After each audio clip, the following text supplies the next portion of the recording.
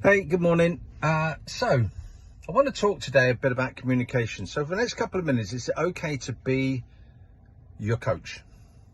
If yes, and you're still here, brilliant. If not, scroll on, have a great day. The topic of conversation wasn't communication this morning, but the outcome was.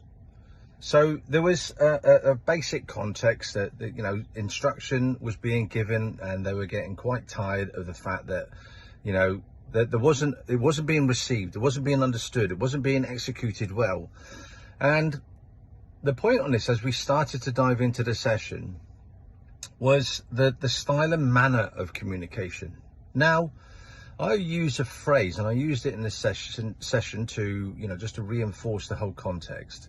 Is communication is the response you get. Think about that for a moment. Communication is the response you get.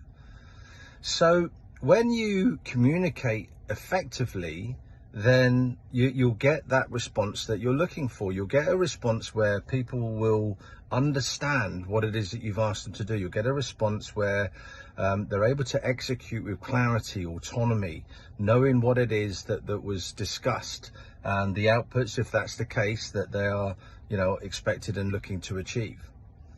But how often do we find ourselves in a place where through poor communication, we don't get that message across? In fact, look at it from your own context. How many times have you been in a conversation and there's some direction being given or context being given to you, and actually you walked away going, I haven't got a clue what he just said. I just do not understand that. So that's when we've got to reflect in terms of communication being the response that we get.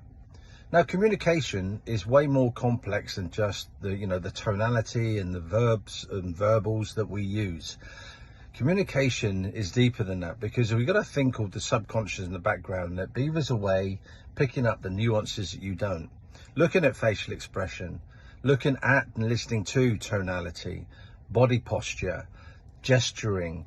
There's a whole remit of elements that go to actually build communication.